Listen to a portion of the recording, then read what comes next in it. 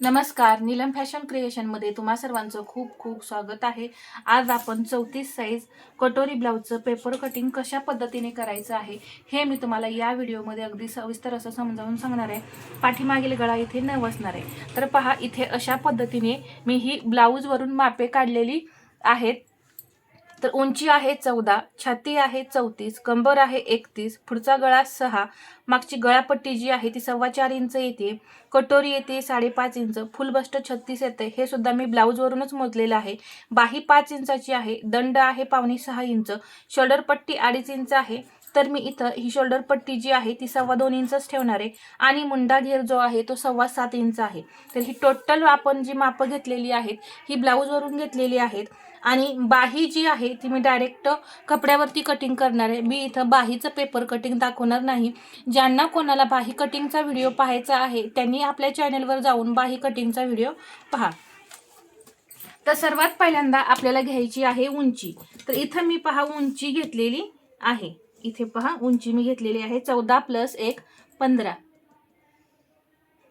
आणि आता शोल्डर घ्यायचंय। शोल्डर इथे मी घेतलेला आहे फक्त 5.25 इंच। त्यांचं अंगावरचं शोल्डर जे आहे ते होतं 7 इंच पहा। तर त्यातून मी 2.25 इंच मायनस केले, मग राहिलेलं आहे शिल्लक इथे 5.25 इंच टोटल शोल्डर शिल्लक राहिले। आता इथं मी शोल्डर पट्टी घेणार आहे।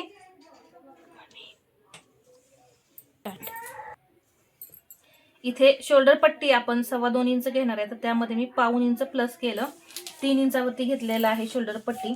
आणि इथं गळ्याची रुंदी 2.25 इंच आलेली आहे। आणि मी इथं मुंड्याची उंची जी आहे ती 5.6 इंच घेतलेली आहे पहा। परंतु मी हा मुंडा घेर जो आहे तो मोजून कमी जास्त करणार आहे, त्यामुळे जो काही मुंडा येईल तो आपण फिक्स नंतर ठेवूया। 34 साईज आहे, त्याचा चौथा भाग होतो 8.5 इंच। तर इथे मी बरोबर 8.5 इंचावरती पॉइंट देणार आहे आणि याच्या पुढे 1.5 इंच मार्जिन। आता या इथे आपले दोन्हीही पार्ट जे आहेत ते बरोबरीने निघणार आहेत। तर इथे पहा मी 2 पेपर घेतलेत, बॅक आणि फ्रंट, एकच माप असणार आहे। इथे मी कमरेचा चौथा भाग करतेय, 31 इंच कंबर आहे, त्याचा चौथा भाग होतो 8.25। त्यामध्ये मी 1 इंच टक्ससाठी घेतलं, तर 8.25 इंच होते। मग काय होतं इथं ही 0.5 इंचानी लाईन थोडीशी पुढे जाते। तर मी इथं टोटल 0.25 इंचाचा टक्स घेऊन पहा इथे मी हे 8.5 इंच घेणार आहे आणि 1.5 इंच शिलाई मार्जिन, म्हणजे मी इथं जो टक्स आपण 1 इंच देतो तो 0.25 इंच घेणार आहे।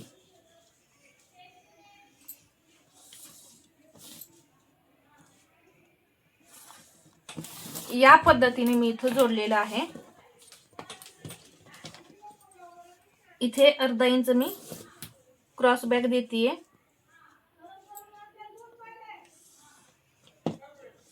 आणि एक मी तिरकी लाईन ओढून घेतली। इथे पहा पाठीमागील मुंड्याला आकार देण्यासाठी 1 इंच घेऊन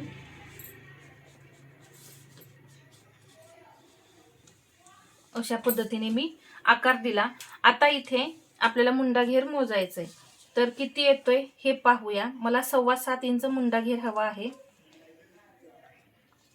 तर पहा 8 इंच येतोय, म्हणजे खूप जास्त येतोय। तर मी इथं ही जी लाईन आहे ती कमी करणार आहे। हे माप आपलं सेमच असणार आहे इथे, आणि इथून हे अर्धा इंच आहेच।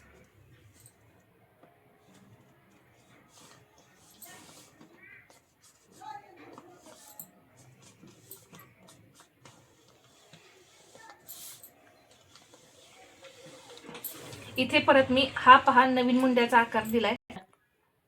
इथे पहा हा जो मुंडा आपण आखलेला होता पहिला तो नाहीये।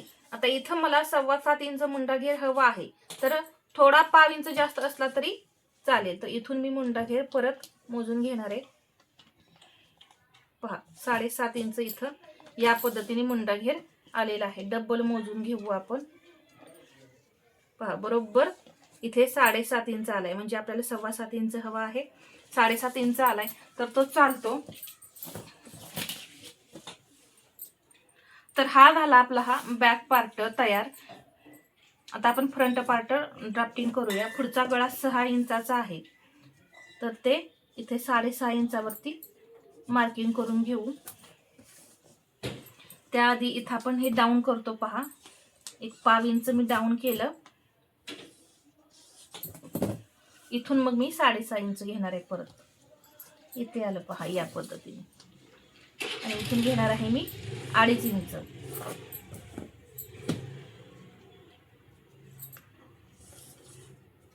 एक बॉक्स तयार करून घेतला आणि इथे या पद्धतीने गळ्याला व्यवस्थित असा आकार देऊन घ्यायचा. तुम्हाला जर वाटत असेल तर इथून पहा, थोडा असा मी बाहेरून आकार देते.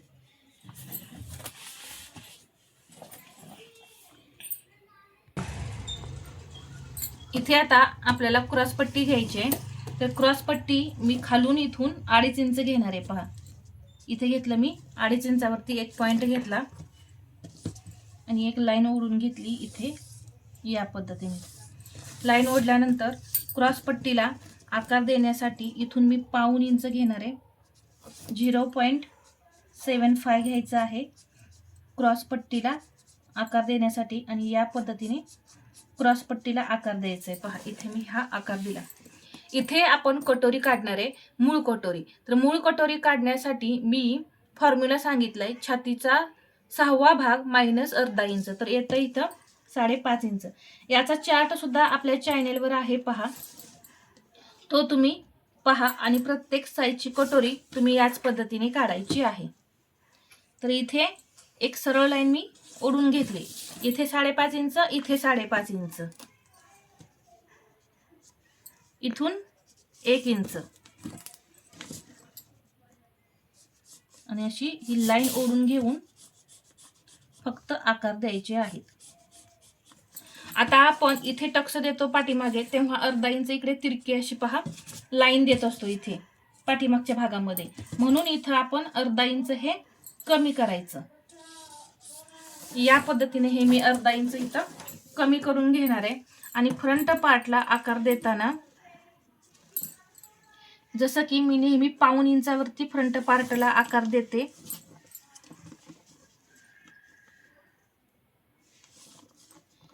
त्याच पद्धतीने इथे मी फ्रंट पार्टला आकार देऊन घेणार आहे.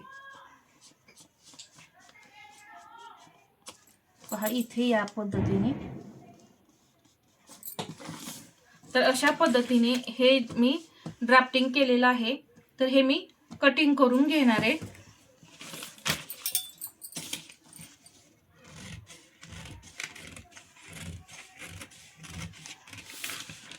आता इथे पहा, आपली ही लाईन आहे मुंड्याची, तर ती अशी कट करून घ्यायची.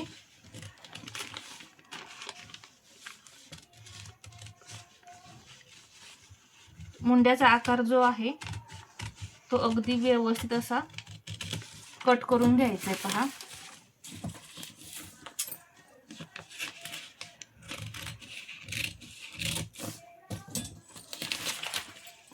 इथे एक नॉच देऊन घेऊया गळा रुंदीसाठी, या पद्धतीने.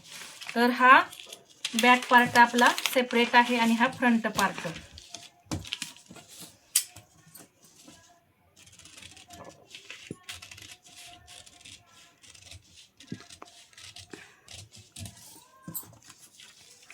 आणि इथे हे या पद्धतीने हे कटिंग करून काढायचं.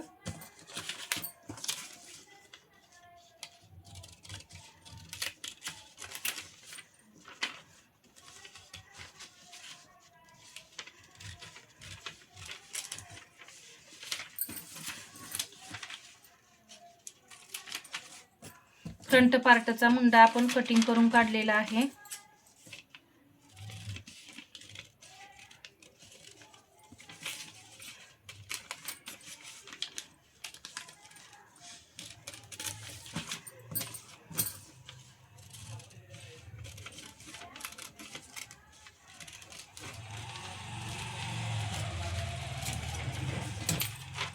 पहा, ही क्रॉस पट्टी अर्धा इंचाने इथे उंचीमध्ये आपण वाढवायची आहे फक्त.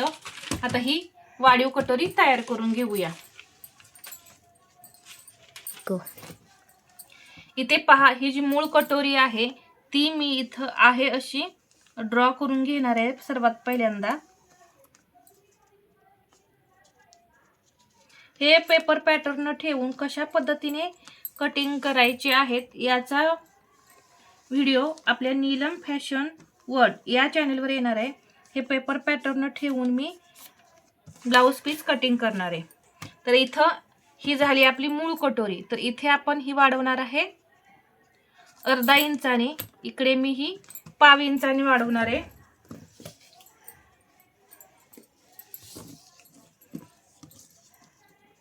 या साईडला वाढवताना 1.5 इंच आणि इकडेही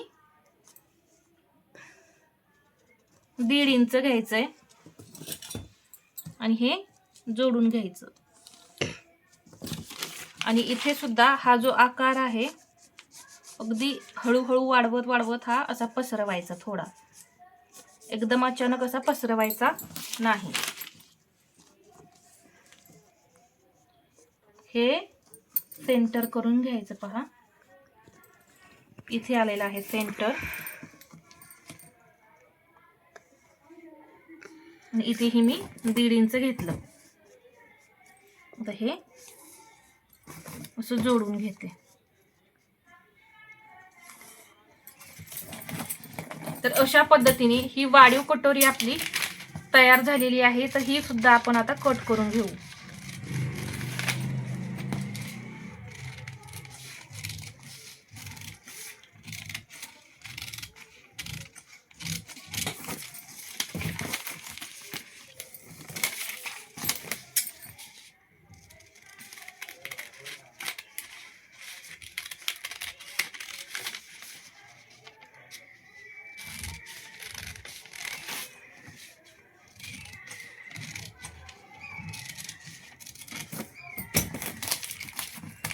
तर पहा, ही वाढीव कटोरी आपली तयार झाली आणि ही आहे आपली मूळ कटोरी.